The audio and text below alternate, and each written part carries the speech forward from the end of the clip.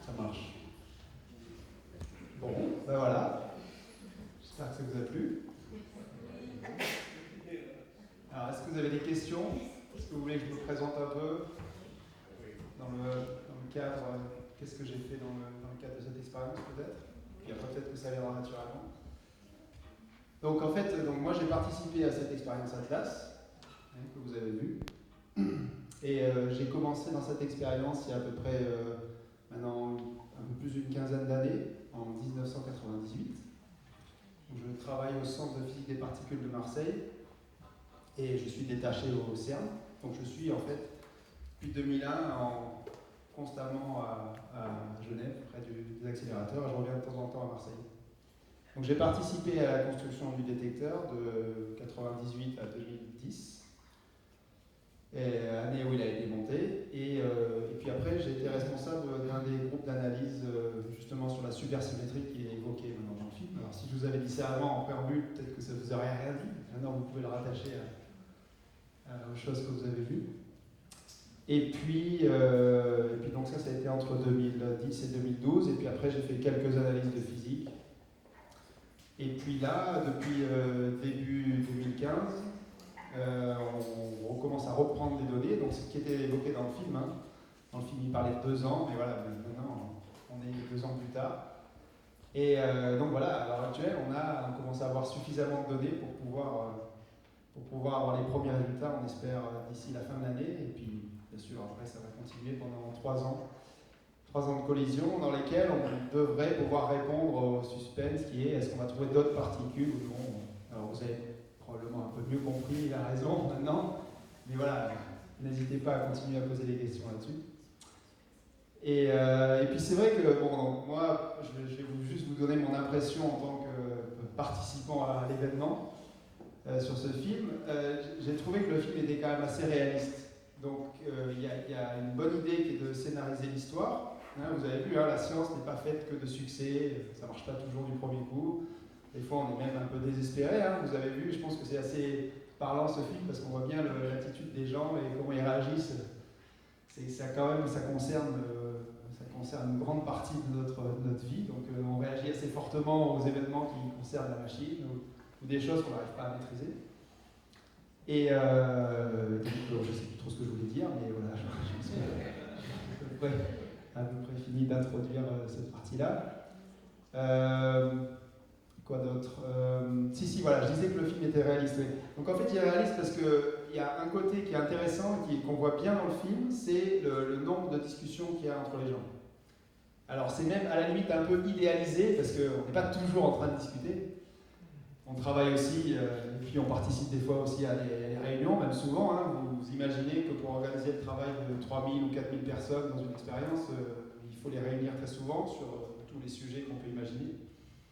À la fois le travail sur le détecteur, s'assurer que le détecteur fonctionne, analyser les objets. Donc là, on n'en a pas du tout parlé hein, dans ce film, mais on voit la fin, quoi, hein, le produit final. Mais bien sûr, une fois qu'on a fait les collisions, il y a tout un travail de reconstruction, ce qu'on appelle reconstruction de l'événement. Hein, c'est de comprendre toutes les particules qui ont été émises lors d'un événement, comment on peut les caractériser. Alors dans notre jargon, on les caractérise avec de l'énergie, de une masse, éventuellement des nombres quantiques qu'on peut leur attribuer.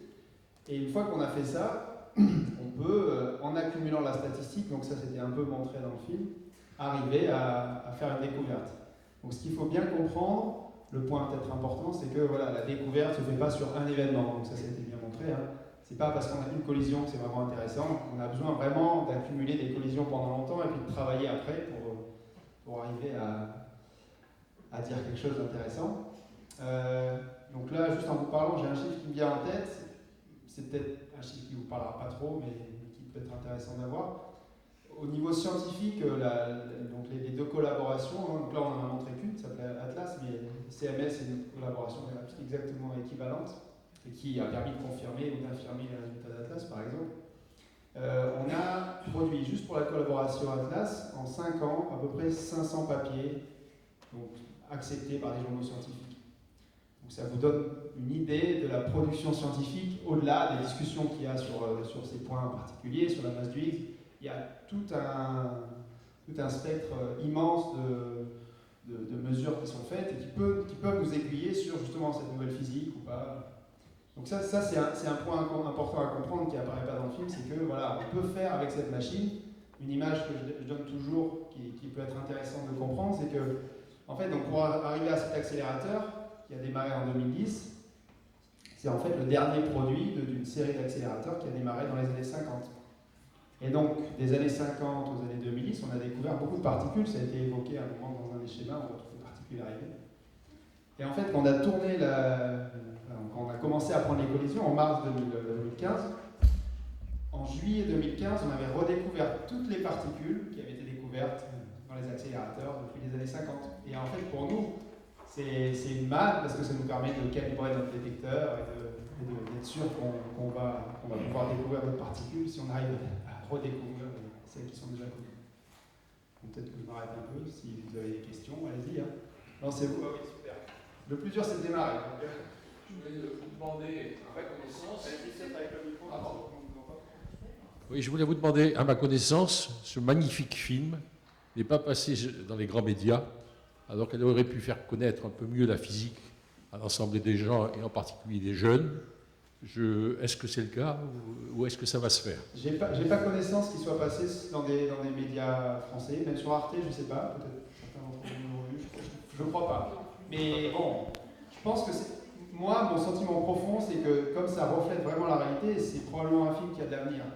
Il a été montré quand même dans plein de salles, généralement dans des cinémathèques, avec des intervenants, si possible, parce que c'est souvent un film un peu déconcertant quand il n'y a pas quelqu'un pour pouvoir expliquer un peu après, ça peut être un peu intimidant. Mais je pense qu'il y a de l'avenir. Oui, il y a plein de questions. Alors, allez-y. Alors, commencez par là, et après, monsieur. Moi, je voudrais savoir le rapport entre vos travaux en Europe, nos travaux en Europe, je dis nos, en tant qu'européenne, et ceux aux États-Unis, puisque d'après ce que j'ai vu dans le film, La Flèche, il y avait un bug, et puis il y a des chercheurs américains qui interviennent dans le film. Donc, est-ce que c'est européen? Est-ce que c'est mondial maintenant? Quel est le rôle des États-Unis là-dedans? Enfin, des grandes puissances, de la Russie, enfin de l'URSS. Alors, ça c'est une bonne question. Donc, je vais essayer de resituer les éléments. Donc, le CERN est situé à Genève. Ça, c'est ce qu'on a vu dans le film. Et a été créé en 1954, donc il y a même plus de 60 ans, par des scientifiques européens, sous l'impulsion des scientifiques américains qui étaient souvent ex-européens. Ils avaient fui l'Europe, le désastre des années 30 et 40. Et donc cette impulsion était bénéfique parce qu'ils avaient peur, quand il y avait plusieurs, il y a toujours comme d'habitude des raisons politiques, hein, mais ils avaient peur que par exemple tous les scientifiques partent d'Europe et que l'Europe devienne un désert intellectuel. Donc on peut voir que 70 ans plus tard, c'est une immense réussite. La deuxième chose, c'est que depuis ce temps-là, la science est devenue mondiale. Alors on peut le comprendre à travers les films. D'ailleurs, c'est intéressant de revoir la biographie, par exemple, des théoriciens qui viennent de Grèce ou qui viennent d'Iran, de Turquie. Et donc ce côté international, c'est vraiment quelque chose de très agréable au CERN, parce qu'il n'y a pas vraiment de frontière d'inimitié entre les gens qui d'habitude se tapent dessus, quoi. Donc le rôle des Américains là-dedans, comme ça a été aussi évoqué dans le film, il y avait un projet concurrent aux États-Unis qui a été tué dans les années 90. Et donc les scientifiques américains se sont reportés sur le projet européen, donc sont venus en masse travailler avec les scientifiques européens au CERN. Donc il y a à peu près, au CERN, il doit y avoir à peu près 1000 personnes, 1000 Américains qui travaillent sur le projet pour 10 000 scientifiques en tout.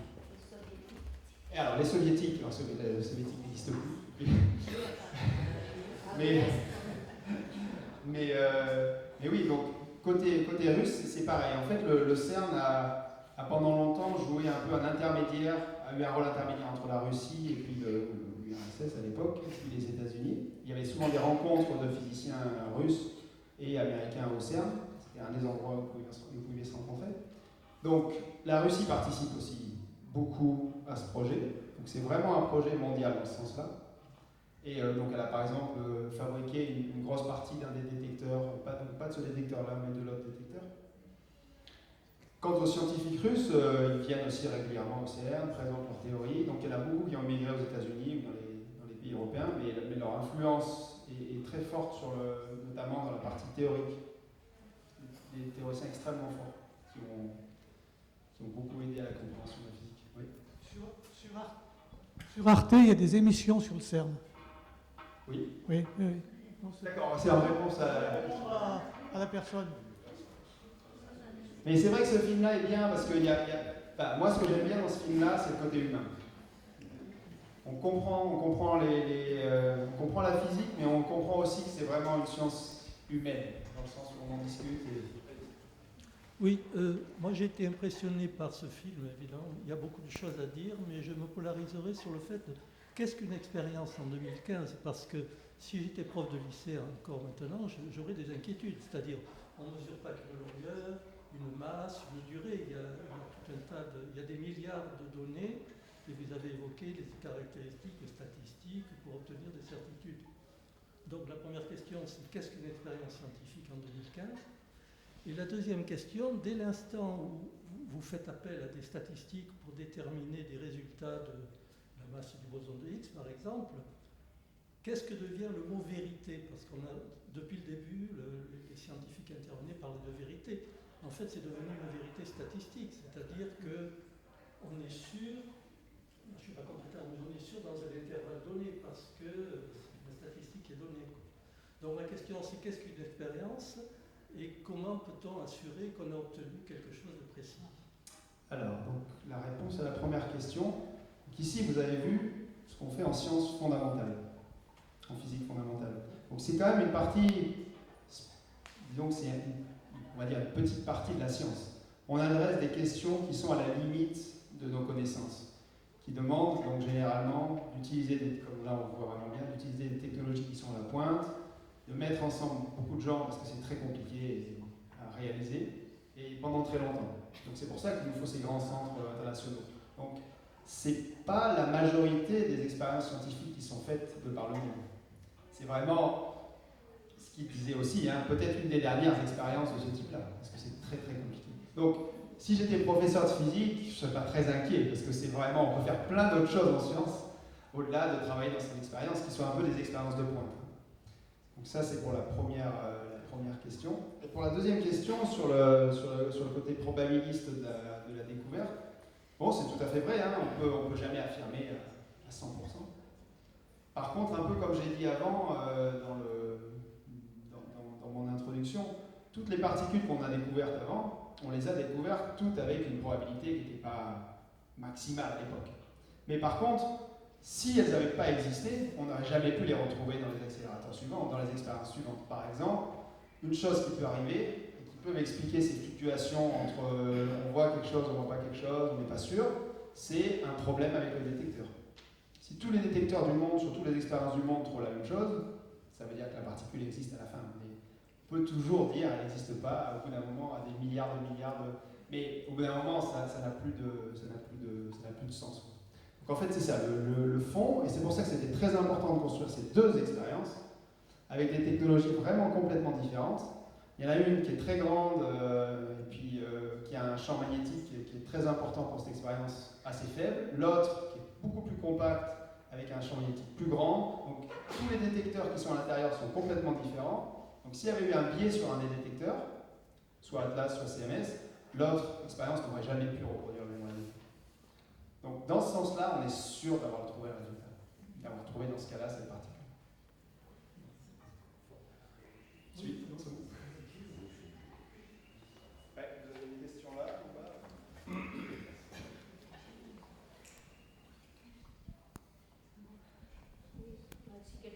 J'en ai déjà posé une, donc c'est quelqu'un. Bon, à propos d'accident sur un détecteur, j'ai pas bien compris. L'hélium, c'est ce qui fait circuler les particules. Pourquoi il y avait de l'hélium qui fuyait? Alors, pourquoi il y avait de l'hélium liquide? En fait, la difficulté de... Donc ça, juste pour resituer, on parle maintenant de l'accélérateur. Il y a toujours deux mots-clés dans lesquels on oscille, c'est l'accélérateur, donc celui où les faisceaux circulent, et le détecteur, à l'endroit des points où les faisceaux se collisionnent. Donc là, on parle de l'accélérateur. Donc, le principal problème, la principale difficulté pour cet accélérateur, c'est d'accélérer, donc de faire monter l'énergie des protons pour arriver à, dans ce cas-là, 3,5 TeV. Bon, même oublions le chiffre pour l'instant. Donc c'est ça l'idée. Donc on part de protons au repos dans une bouteille d'hélium, ou dans ce cas-là pas d'hélium mais d'hydrogène. Et puis on l'accélère dans différents accélérateurs qu'on a d'ailleurs utilisés au CERN avant pour faire des expériences dans les années 50, 60, 70. Donc on réutilise au CERN tout l'arsenal d'accélérateurs qu'on a eu. Je fais une petite divergence, mais je reviens sur votre question. Tout l'arsenal d'accélérateurs qu'on a utilisé pour faire des découvertes dans les années 60, 70, 80, 90. Et ça a été un des grands atouts du CERN par rapport au projet américain qui démarrait dans le désert alors qu'il n'y avait aucune infrastructure. Donc pour revenir à l'hélium, on accélère les protons de plus en plus, et le problème c'est que pour les accélérer, c'est bien de les accélérer, mais il faut aussi les faire tourner. Comme c'est une particule chargée, pour les faire tourner, on utilise un moyen très simple qu'on connaît depuis 200 ans, qui est, on a un champ, on a une bobine dans laquelle on fait circuler un courant de très haute intensité, et le fait de faire circuler un courant crée un champ magnétique qui va au français m'échappe, qui va courber la trajectoire des faisceaux de protons.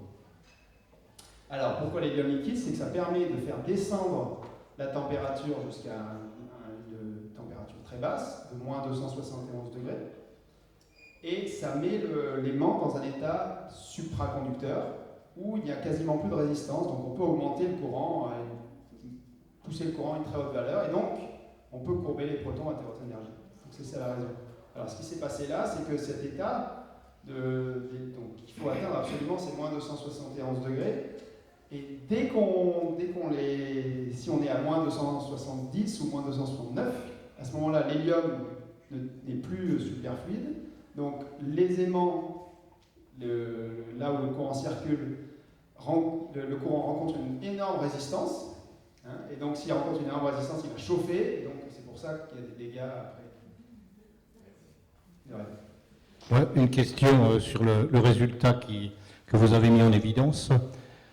Si j'ai bien compris, en fait, si vous aviez trouvé une masse de 115 gigaélectronvolts, c'était en faveur de la théorie de la supersymétrie.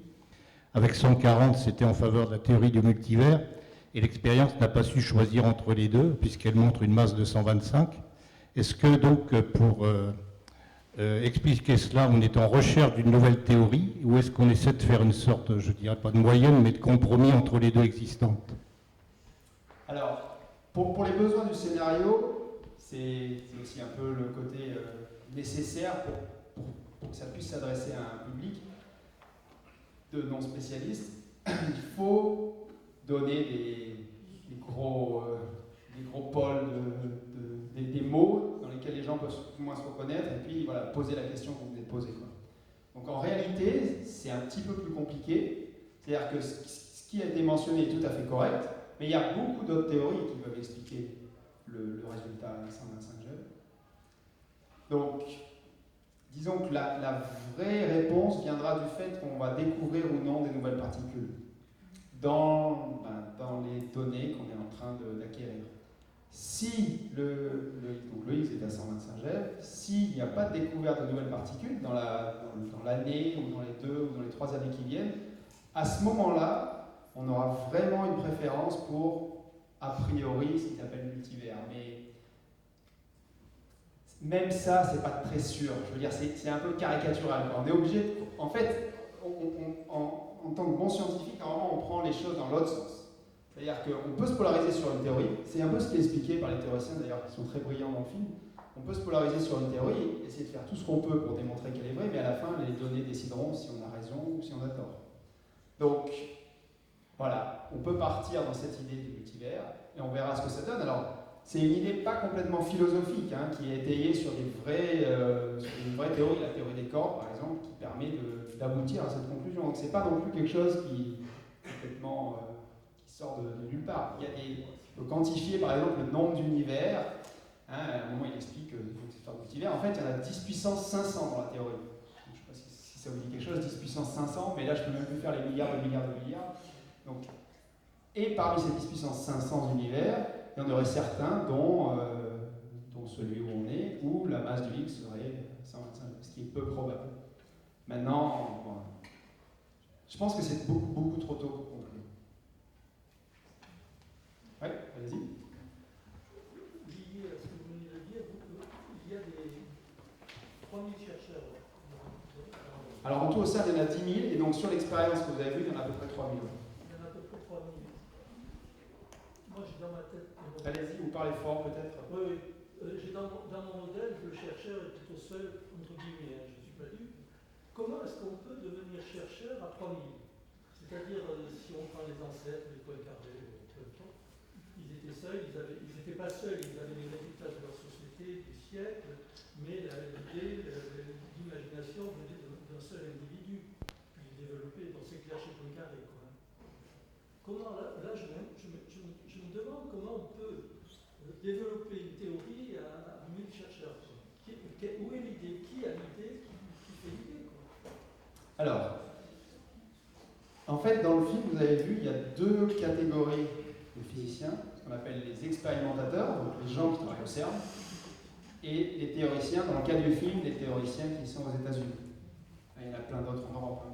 Voilà, ils en ont choisi 3 aux États-Unis, en partie parce que le réalisateur est l'ami de David Kaplan, qui connaît les théoriciens américains. Et vous avez vu d'ailleurs que dans la partie théorique, dans les discussions entre théoriciens, il y a souvent un théoricien qui parle, donc dans ce cas-là souvent le plus brillant, hein, donc vous avez les 3 personnages, c'est souvent donc, Nima, Arkady Ahmed et puis Savas Dimopoulos qui guident la discussion et ils ont une espèce de cours autour d'eux, donc ça ressemble un peu à Poincaré, ce que vous décrivez. Et après, en fait, le problème c'est que pour faire les expériences, il est impossible de travailler tout seul. Faire une expérience, c'est. Alors, donc là, c'est toujours difficile de se rendre compte. Je vais faire une petite parenthèse et je vais revenir sur votre point. Dans le film, il y a eu plein d'exemples de nationalités qui viennent au CERN. Il y en a une qui est arrivée récemment, ce sont les Palestiniens.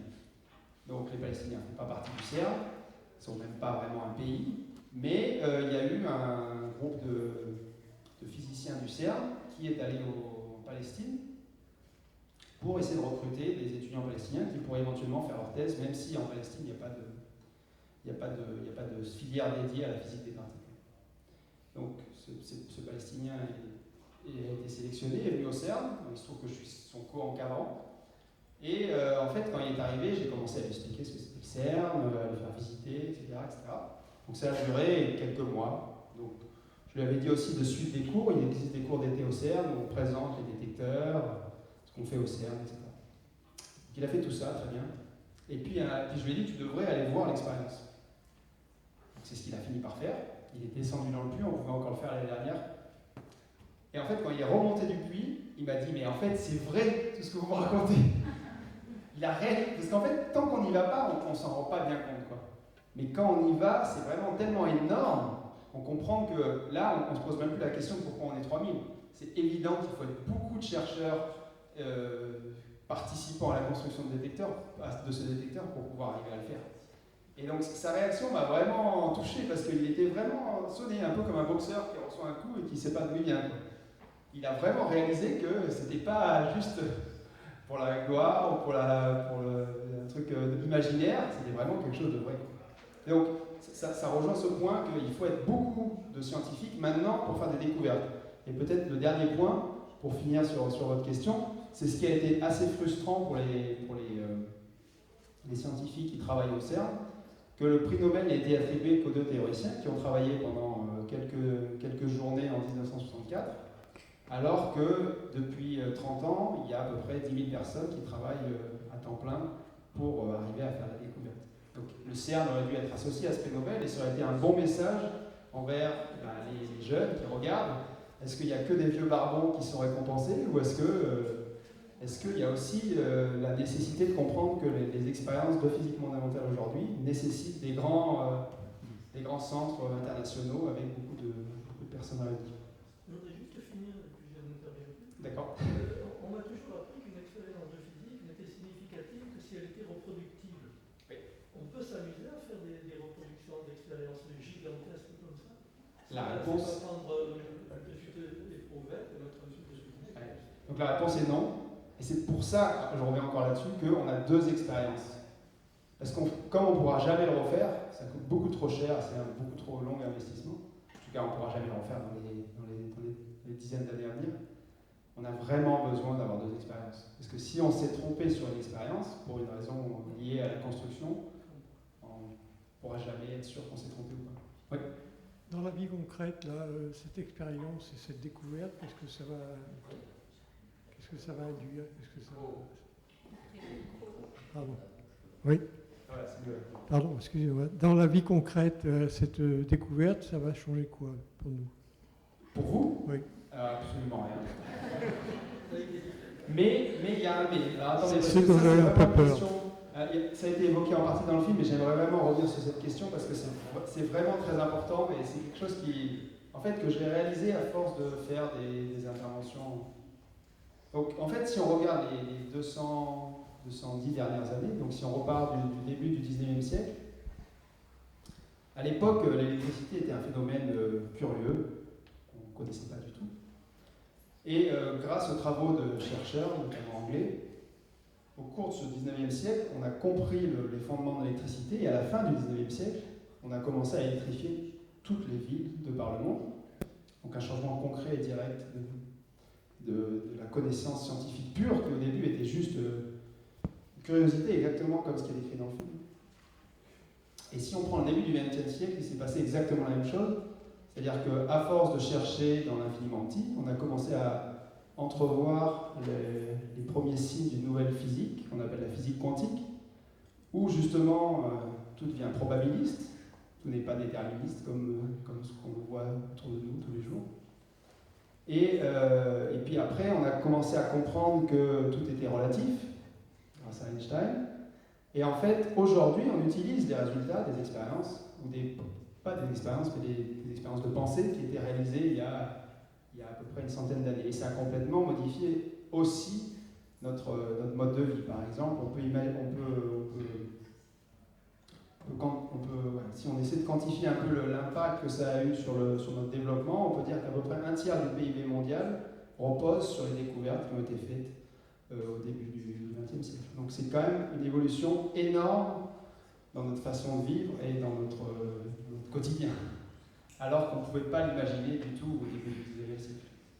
Donc cette évolution profonde, elle est quand même très, très liée à nos connaissances scientifiques. Bon, sur ce point, il y a plein d'autres sujets que j'aimerais développer, mais bon, peut-être on va prendre d'autres questions, parce que sinon je ne vais pas arrêter de parler. À la personne qui se demandait pourquoi il y a autant de physiciens, je pense qu'il faut vraiment aller au CERN et dans les expériences pour se rendre compte du gigantisme de ces machines. Non, ça c'est tout à fait vrai. Mais c'est pour ça que c'était intéressant, parce que dans le film, on a un moyen d'arriver à comprendre. Quoi. Bonjour. Si j'ai bien compris, le boson de Higgs a permis effectivement de mettre en évidence la masse des autres particules. Par contre, est-ce que cette recherche a permis d'évoluer dans un autre domaine, à savoir pourquoi dans le monde, à notre échelle ou vers l'infiniment grand, le temps a des conséquences que l'on peut mesurer directement, et par contre, plus on descend vers l'infiniment petit, le temps n'a aucune importance, il n'existe plus. Est-ce qu'on a pu progresser là-dessus ou est-ce que c'est toujours un grand mystère? Merci. Alors, le temps, en fait, il existe, dans l'infiniment petit aussi.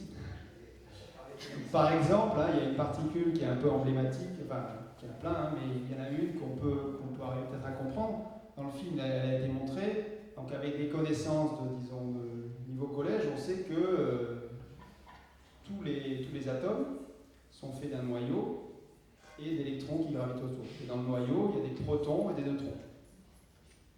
Et les protons ont une durée de vie infinie. Vous voyez, ils ne bougent pas. Heureusement pour nous, parce que sinon tous les atomes arrêteraient. Par contre, les neutrons, ce n'est pas le cas. Ils ont une durée de vie de 6 minutes. Donc voilà un chiffre concret qui est à notre échelle, qu'on peut comprendre, et qui montre que même dans la vie des particules, le temps a une grande importance. Donc, par exemple, si on fait une théorie du Big Bang, comme ça a été évoqué, une théorie de l'univers, et qu'on suppose que toutes les particules qu'on connaît y sont, au bout de 6 minutes, il n'y a plus de neutrons. Voilà, exactement. Donc c'est quand même un point important, quoi. Donc le temps, il est vrai à la fois pour l'infiniment petit et pour l'infiniment grand. Et maintenant, sur la première partie de votre question, sur la masse, en fait, ce que vous avez dit n'est pas tout à fait correct dans le sens où en fait le boson de Higgs tel qu'il a été découvert est une manifestation d'un champ qui emplit tout l'univers. Et ce champ agit un peu comme un freineur sur toutes les particules qui y sont sensibles. Donc, par exemple, l'électron. L'électron rentre dans le champ et puis il est ralenti. Et en fait, ce ralentissement, on l'attribue, on dit qu'il a acquis une masse. S'il n'a pas de masse, il va à la vitesse de la lumière. S'il a une masse, il va être très légèrement plus faiblement que la vitesse de la lumière. Voilà. C'est ça la vraie explication. Vous aviez dit que vous n'avez plus de questions. allez-y, je rigole. Alors, je pense qu'on a eu l'occasion, à la fin des lettres, d'avoir une conférence de Carlo Aureli. Oui. Et vous savez que lui, il provoque les amphis en disant le temps n'existe pas. Et je lui avais posé la question. C'est pour ça qu'il a des cheveux blonds. Non. Oui. Et je lui avais posé la question. Si on regarde en relativité, il y a des temps propres, il y a des milliers de temps. Donc, il y a une question pour moi. Alors en fait, sa réponse, mais là je ne suis pas compétent, je pose la question à vous. Il dit mes modèles n'exigent pas d'introduire le temps. Et quand il dit le temps n'existe pas, c'est de dire les modèles que je prends en gravité quantique n'exigent pas le paramètre temps. Alors est-ce que c'est ça que j'ai bien compris? Il ne dit pas qu'on n'y vit pas la face. Donc, à nouveau, ça dépend dans quel contexte on se situe. C'est-à-dire que les théories, le temps c'est une question très difficile, je ne suis pas vraiment calé pour répondre. C'est une question qui est vraiment à la limite entre la philosophie et puis la physique théorique pointue. Mais peut-être ça me permet, donc sans répondre vraiment à la question, d'amener un point important, c'est que toutes les théories qu'on connaît à l'heure actuelle ont un domaine de validité. Ce domaine de validité s'est élargi avec le temps. Et ce domaine de validité s'est élargi avec le temps, donc au début les théories avaient un domaine de validité, par exemple restreinte à des petites vitesses. Une fois que la relativité générale était introduite, on a pu considérer des vitesses qui s'approchent de la vitesse de la lumière. Et donc à chaque fois, c'est une question d'étendre ce domaine de validité pour, par exemple, en arriver à la gravité quantique. Mais ça concerne des instants de l'univers qui sont soit très proches du démarrage, c'est-à-dire très proches du Big Bang, soit qui concernent des phénomènes infiniment petits auxquels on est peu sensible. Donc, cette question du temps, elle pourrait être résolue comme compréhension plus fine de ce que c'est. Une meilleure définition, on n'arrive pas à l'heure actuelle à vraiment définir le temps. Mais de dire que ça n'existe pas, oui, dans le cadre de ce modèle. Moi, j'ai une petite question. Ouais, vas-y, oui. Donc, comme je ne suis pas physicienne... Vous avez une petite voix. Donc, pour votre expérience, vous avez pris de l'hélium. Peut-être mettez, ouais. Vous avez pris de l'hélium. Oui. Vous avez séparé, donc, et vous avez enlevé les électrons et les neutrons. Vous n'avez gardé que le proton? Alors, en fait, non. On est parti d'une bouteille d'hydrogène. C'est pas expliqué dans le film, hein, mais on est parti d'une bouteille d'hydrogène. Et dans l'hydrogène, vous savez qu'il y a seulement un proton et un électron. Donc, il suffit d'arracher l'électron pour n'avoir plus que des protons. Donc, c'était de l'hydrogène. C'était de l'hydrogène. Donc, pourquoi l'hélium? Alors, l'hélium, c'est ce qui est utilisé pour refroidir les aimants. Ça n'a plus rien à voir. C'est pas du tout ce qu'il y a dans le faisceau. Je comprends, merci. Alors. J'ai une question. Vous avez Ouais, dit il y a quelques minutes, vous avez parlé que Approche-toi du micro. les neutrons, ils avaient une durée de vie limitée. Mais ils renaissent tout seuls ou ils font des bébés neutrons? Ils renaissent tout seuls, les neutrons, c'est ça? Donc en fait, ils ont une durée de vie limitée s'ils sont isolés. S'ils sont dans un atome, comme je sais pas, un atome d'hélium par exemple, à ce moment-là, ils sont liés aux protons et ils ont une durée de vie qui est beaucoup plus grande que les 6 minutes dont j'ai parlé. C'est vraiment quand ils sont tout seuls qu'ils les intègrent au bout de 6 minutes. Sinon, il n'y aurait pas d'atome plus grand que l'atome d'hydrogène. Oui, vas-y. On a déjà parlé tout à l'heure du multivers, mais moi, d'après ce que j'avais entendu, bon, je ne connais pas grand-chose, mais ouais. Moi, ce que j'avais compris jusqu'à maintenant, c'est que le multivers, c'était juste une interprétation et pas une théorie. Est-ce que c'est vraiment une théorie ou... Alors, encore une fois, hein, c'est vraiment... En fait, Ce qui est intéressant aussi dans ce film, alors, je fais une petite digression, mais ce qui est intéressant dans ce film aussi, c'est que on a l'impression, si on avait tourné ce film il y a 2500 ans, on aurait probablement interrogé des grands philosophes grecs qui auraient probablement eu des discussions similaires à ce qu'il y a dans le film sur des problèmes fondamentaux. Et la différence, c'est qu'ils n'avaient aucun moyen de confirmer ou d'affirmer leur théorie, parce qu'il n'y avait quasiment pas d'expérience. Donc, ce qu'on fait aujourd'hui, c'est, dans ce film en tout cas, c'est discuter de théories qu'on pourrait vérifier expérimentalement. Et donc, répondre à des questions fondamentales comme existe-t-il des multivers ou pas, voilà, là dans le film ils expliquent bien, si la masse de Higgs est trop grande, ça pourrait être un signe, et donc à ce moment-là on ne verrait plus rien, c'est-à-dire si on continue à faire des expériences pendant 100 ans ou même 1000 ans, on ne verrait plus aucun signe de nouvelle physique. Donc cette théorie a des prédictions. Alors le problème c'est toujours pareil, si on n'observe rien, on ne peut jamais conclure vraiment, donc elle peut avoir aussi des prédictions sur des phénomènes probablement plus liés à l'astrophysique, qui pourrait amener à conclure qu'on est vraiment dans ce mode multivers. Mais voilà, donc la discussion des multivers, c'est vraiment une théorie qui est sur la table, qui est prédictive, et qui dit qu'au LHC, on ne découvrira rien d'autre que le boson de Higgs. Donc c'est une vraie théorie. Maintenant, ça a toujours été un échappatoire un peu, hein, si on regarde les sciences depuis l'origine. Dès qu'on ne comprend pas quelque chose, on peut toujours dire, ben voilà, on peut toujours tirer cet argument du multivers. On peut toujours dire, ben voilà, on est dans un monde spécial, il y en a plein d'autres. Ça a toujours été utilisé dans le passé. Et des fois, ça a été vraiment utilisé dans le passé pour, par exemple, en mécanique quantique, il y a eu cette tentative de dire, oui, en fait, même par des physiciens très voyants, hein, comme Niels Bohr, il y a eu des tentatives de dire que, voilà, par exemple, dans le domaine de l'infiniment petit, un peu lié à la question du temps, dans le domaine de l'infiniment petit, ben, il n'y a pas de conservation de l'énergie. Bon, ça s'avérait complètement faux, quoi, mais c'est même une grosse erreur, quoi. Il a dû avoir honte d'avoir pensé ça. Et donc, en fait, quand il a pensé ça, très rapidement après est arrivée la confirmation scientifique que oui, il y avait bien conservation d'énergie et que juste on avait oublié une particule dans la réaction à laquelle il pensait.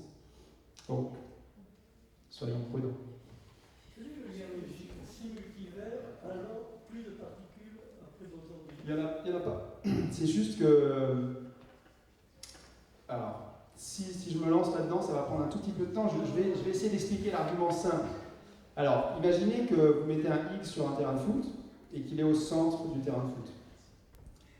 Son but est d'aller marquer le but en face, donc il doit faire 50 mètres et puis tirer dans le but. Imaginons que sur le terrain, il n'y ait pas de défenseur. Il va aller tout droit, il va marquer. Ça va être facile. Ça, c'est la mécanique classique.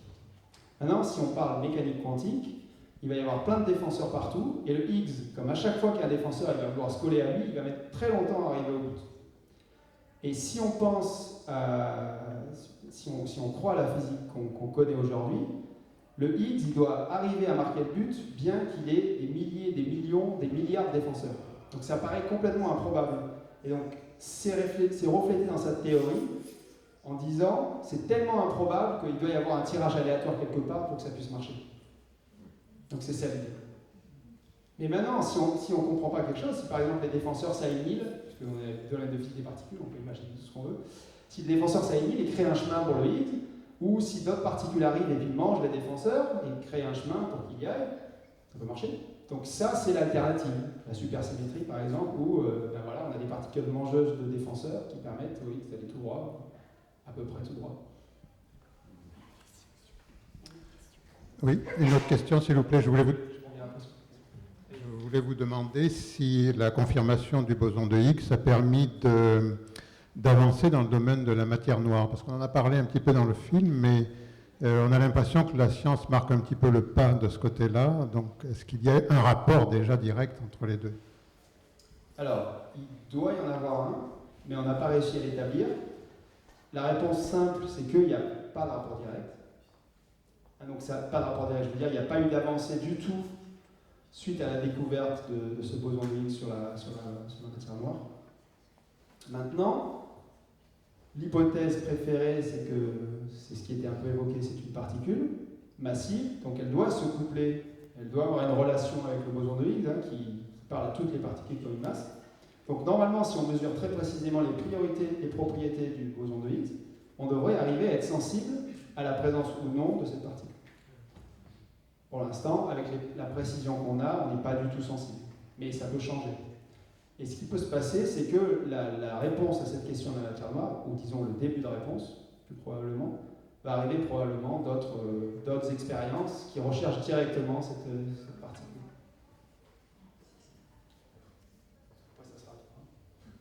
Oui, je voulais savoir de quelle année date ce film. Est-ce qu'on a... Alors, à la fin, c'est 2012 en fait. 2012, il a donc ça... probablement été monté début 2013. D'accord, donc il s'est écoulé à peu près deux bonnes années, 2 ans et demi. Je voulais savoir où en étaient les capacités de l'accélérateur des particules. Est-ce qu'il tourne à pleine puissance? Est-ce que vous êtes dans une phase d'analyse des données qui prend beaucoup de temps? Voilà, c'est par rapport à la capacité. Est-ce que maintenant tout est réparé? Est-ce qu'il fonctionne à pleine puissance? Alors, en fait, tout a été réparé avant. Le gros accident a eu lieu en 2008, et puis il est reparti en 2010, à une énergie plus faible. Et donc, effectivement, maintenant, depuis fin mai 2015, on est à l'énergie nominale, celle qu'on avait rêvé d'atteindre dès qu'on avait démarré. Donc, oui, ça marche. On accumule des données en ce moment même. Et donc, l'idée, c'est que ça va tourner pendant à peu près 3 ans, jusqu'en fin 2018. Et donc, on va accumuler normalement 5 fois plus de données que ce qu'on a accumulé pour l'année 2012 où on a fait la découverte. Donc, ce qui veut dire que vous avez toutes les années qui sont devant vous, c'est pour analyser ces données? Oui, c'est ça. D'accord. Ça prend beaucoup de temps, donc.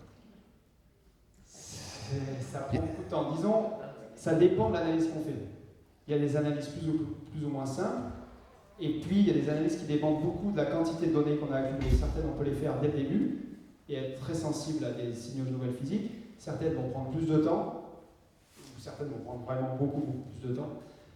Donc, c'est très variable. Mais c'est sûr qu'il y a des analyses qui vont sortir, des résultats publics qui vont sortir dès la fin de l'année. Et puis, Et pour terminer, j'avais une question, parce qu'on a vu que sur l'accélérateur de particules, il y avait 4 systèmes pour analyser les données, 4 systèmes différents. Et c'était pour savoir, lorsque les analyses se font lorsque les particules rentrent en collision. C'est ça? C'est ça, donc ça c'est ce qu'on appelle les détecteurs. Les détecteurs, voilà. Alors les détecteurs... Ils sont au point de collision, oui. D'accord. Donc ça veut dire que vous maîtrisez, vous savez exactement où vont avoir lieu les collisions. Ah oui. C'est ça, d'accord. Okay. Exactement. Très bien. C'est très important parce que oui. Un faisceau de protons lancé à la vitesse de la lumière, donc il y a le faisceau de protons est constitué de paquets, et dans chaque paquet il y a à peu près 100 milliards de protons qui vont à la vitesse de la lumière. Et si on ne les maîtrise pas, en fait, ils font un trou dans le tube à faisceau. Oui, mais c'est extraordinaire de voir, c'est à la vitesse de la lumière, les particules sont donc projetées à la vitesse de la lumière. C'est incroyable de voir la précision qu'il faut avoir pour définir le lieu de collision, quoi. Exactement. Ah ouais. Et ça repose sur les 70 années d'expertise du CERN. D'accord, merci. C'est le CERN, c'est le seul laboratoire à pouvoir le faire. Et c'est vraiment, vous avez raison de le souligner, hein, c'est vraiment extraordinaire à voir. Quand on voit le point apparaître, en fait, bon, je ne sais pas si vous vous rappelez, au début, à un moment, il compte 5, 4, 3, 2, 1, et puis il y a pas de point qui apparaît. On voit un point sur l'image, ça ne paraît pas très intéressant, mais en fait, c'est vraiment la trace du faisceau, quoi. Donc, c'est vraiment qu'on prédit qu'il doit passer exactement au centre de l'écran, et il y arrive. Après, il y avait le petit garçon. Comment vous obtenez le budget pour faire vos expériences? Est-ce que c'est des groupes qui vous prêtent de l'argent? Est-ce que c'est des groupes qui vous prêtent de l'argent? Est-ce que c'est des groupes qui vous prêtent de l'argent pour faire vos Donc, c'est une très bonne question parce que le budget, c'est aussi directement lié à ce qu'on peut faire ou pas faire. Donc, en fait, ça se passe de la façon suivante. Tu as 20, ce qu'on appelle donc maintenant 21 États membres. Donc les États membres sont généralement tous les pays européens, plus Israël qui vient d'entrer récemment. Et donc ces 21 États membres se réunissent régulièrement, tous les 6 mois. Et à la fin de l'année, c'est le grand moment, ils décident du budget pour l'année d'après. Alors ils décident du budget sur présentation du directeur général du CERN, qui leur explique voilà ce qu'on va faire l'année prochaine, voilà la quantité d'argent dont on a besoin. Est-ce que vous êtes d'accord? Tous les pays votent, et puis s'il y en a qui ne sont pas d'accord, ils peuvent le dire, et puis on peut éventuellement modifier le budget, un peu comme l'État français par exemple, où il y a un vote à l'Assemblée nationale et puis on décide. Et donc une fois que le budget est accepté, les États versent l'argent sur le compte du CERN, qui après l'utilise l'année d'après, et puis à la fin de l'année d'après, il doit rendre des comptes, savoir voilà, ce qui a été utilisé, pas utilisé, et puis voilà, la machine continue comme ça. Donc c'est comme ça que ça marche. Il n'y a pas d'investisseurs non publics, on va dire, qui ne sont pas des États ou des entreprises qui participent. Par contre, un dernier point, parce que c'est vraiment intéressant, en fait, en fabriquant des collisionneurs, ou des accélérateurs, ou des détecteurs, on met au point beaucoup de technologies de pointe, disons, qui n'existent pas encore, qui n'ont pas été mises au point par les entreprises. Et ces technologies ne sont pas brevetées par le CERN. Alors, je vais essayer d'expliquer rapidement ce que ça veut dire. C'est-à-dire que, en fait, quand tu dis, bah voilà, pour faire une voiture, il faut la faire de telle façon, si tu as trouvé une super façon de le faire, bah, tu vas mettre un brevet. Et donc ce brevet va dire qu'à chaque fois qu'on va vouloir faire la voiture comme ça, on va devoir payer de l'argent. Et le CERN, lui, quand il arrive à faire quelque chose, il va faire, je sais pas moi, un aimant de 10 mètres de long, telle caractéristique, et ben il ne va pas breveter l'aimant. Il va le laisser dans le domaine public, c'est-à-dire que tout le monde va pouvoir l'utiliser. Et par exemple, c'est là aussi que ça a été mentionné, hein, le World Wide Web a été inventé. Et ça a été immédiatement utilisable par tout le monde, puisqu'il n'y avait pas de brevet et ça ne coûte rien. C'est aussi pour ça, en partie pour ça, qu'il y a eu un tel succès. Ça répond à ta question? Ouais. Oui, le bilan final repose sur les résultats obtenus dans 2 détecteurs. Est-ce que les 2 autres détecteurs dont on ne parle pas ont permis d'établir autre chose? Alors, bonne question. Parce que c'est vrai qu'on n'en parle jamais. Donc, en fait, la raison pour laquelle on n'en parle pas, c'est que le sujet qui a été choisi dans le film était lié au boson de Higgs. Que les 2 autres expériences dont les 2 expériences ne sont pas sensibles. Elles ne sont pas sensibles à cette particule. Alors, la deuxième raison, c'est que les 2 autres expériences ne sont pas des expériences de physique généraliste. Alors, je vais essayer d'expliquer ce que ça veut dire. C'est-à-dire qu'elles ne peuvent pas couvrir un spectre de physique très large. Elles couvrent un spectre de physique dédié. Par exemple, une des expériences qui s'appelle LHCb, elle va s'intéresser à un type de particules en particulier, qu'on appelle les hadrons B, compliqué, mais qui sont aussi sensibles à des signes de nouvelles physiques, hein, et dans laquelle on va faire des mesures de précision surtout. C'est-à-dire qu'on va accumuler le maximum de hadrons B, on va les étudier, et à partir de ça, on va pouvoir dire si ça correspond à la théorie ou pas. Donc c'est une deuxième approche. Hein. L'approche favorisée généralement par les physiciens, c'est de faire une découverte de particules. C'est beaucoup plus simple parce qu'on a une particule, on l'intègre après dans un modèle, etc. Mais ce n'est pas toujours possible. Et donc il est possible de sonder la présence de particules à beaucoup plus haute masse que ce qu'on peut les découvrir par exemple dans Atlas et CMS, les 2 expériences généralistes, grâce à des mesures de précision sur des secteurs de la théorie qu'on connaît très bien et qui sont sensibles à la présence de particules qui peuvent être beaucoup plus massives. Donc voilà à quoi sert cette expérience par exemple LHCb. Et la deuxième, l'expérience Alice, sert à reproduire, alors il a un peu évoqué dans le film, hein, les collisions, la situation qu'il y avait au début du Big Bang. En fait, au lieu de collisionner des protons, il collisionne des... Vous allez voir, ça donne des résultats très impressionnants. Il collisionne des atomes de plomb, donc où il n'y a plus d'électrons. Hein, ils enlèvent tous les électrons des atomes de plomb, il les accélère et les collisionnent entre eux. Donc vous imaginez, c'est plus un proton contre un proton, mais alors je ne sais plus, je ne me rappelle plus le nombre de protons qu'il y a dans les atomes de plomb, mais c'est probablement voilà, 50 protons, ou peut-être même plus, contre 50 protons. Donc ça donne aussi, cette collision donne lieu à un état de la matière compliqué, qu'on ne connaît pas très bien, et qui peut avoir dont on peut avoir des signes en regardant le produit de ces collisions de plomb. Voilà. Ouais. Devant, il y a une autre question.